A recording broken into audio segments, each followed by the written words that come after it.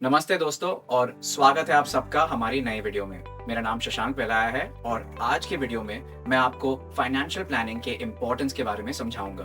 और इस वीडियो के एंड तक आई एम श्योर आप सबको फाइनेंशियल प्लानिंग का एक फंडामेंटल आइडिया भी आ जाएगा। तो भले ही आप अगर अपने करियर के शुरुआत में हो, आप अपनी फैमिली का ध्यान रखना चाहते हो या फिर आप अपनी रिटायरमेंट प्लान करना चाहते हो, ये वीडियो आप सबके लिए बहुत इंपॉर्टेंट है। सो बिना कोई टाइम वेस्ट किए शुरू करते हैं आज का वीडियो।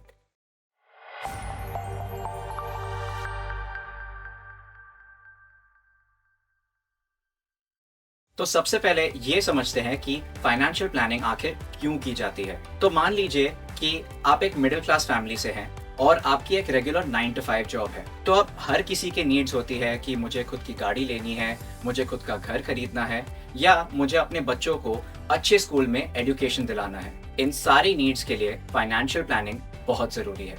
तो चलिए अब समझते हैं कि फाइनेंशियल प्लानिंग आखिर कैसे की जाती है। एक सक्सेसफुल फाइनेंशियल प्लान में इन 5 चीजों का होना बहुत जरूरी होता है। तो चलिए इन चीजों को विस्तार से समझते हैं। तो सबसे पहला पॉइंट है सेटिंग अ गोल। यहाँ पर आपको खुद के लिए एक गोल सेट करना पड़ेगा, जैसे कि एक गाड़ी खरीदनी है या फिर आपको एक घर खरीदना हो या फिर आपको अपने बच्चों को एजुकेशन दिलाना हो वगैरह वगैरह।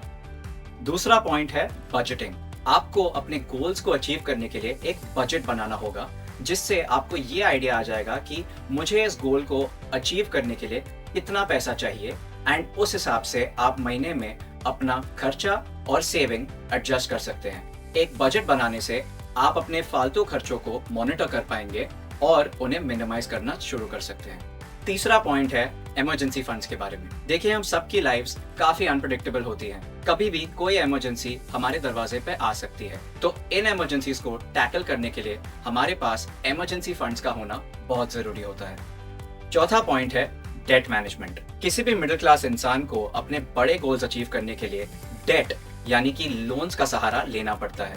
डेट मैनेजमेंट आपको इन लोन्स और उनसे जुड़े इंटरेस्ट को मॉनिटर करने में मदद करता है। और आखिर में आता है इन्वेस्टमेंट। देखिए, पैसा पैसे को बनाता है और इस पैसे को बढ़ाने के लिए उस पैसे को हमें इन्वेस्ट करना पड़ता है। तो एक स्ट्रॉन्ग फाइनेंशियल प्लान आपके पैसे को बढ़ाने में आपकी काफी हेल्प कर सकता है। तो मान लीजिए आप अपने लेट टीन्स या अर्ली 30s में हैं। इस एज में सबके अलग अलग कुछ बेसिक नीड्स होते हैं, जैसे कि मुझे हायर एजुकेशन परस्यू करना है, मुझे शादी करनी है या मुझे खुद का एक घर लेना है। इस एज की सारी नीड्स पर फाइनेंशियल प्लानिंग बहुत जरूरी होता है आपके फ्यूचर फाइनेंशियल सक्सेस के लिए।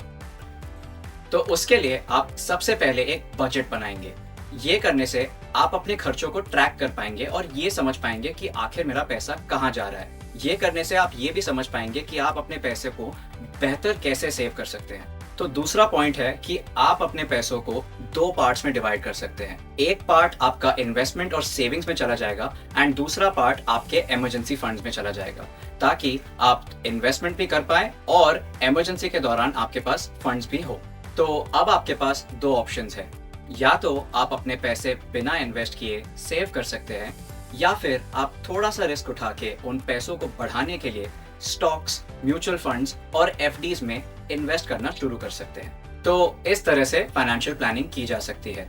पर ये याद रखिए कि ये फाइनेंशियल प्लानिंग करने का एक बहुत ही बेसिक स्ट्रक्चर है। हमारी अगली वीडियो में जहाँ पे हम बजटिंग 101 को कवर करेंगे, वहाँ हम आपको सिखाएंगे कि एक रेगुलर 9 to 5 जॉब करने वाला इंसान खुद के लिए एक बजट कैसे बना सकता है।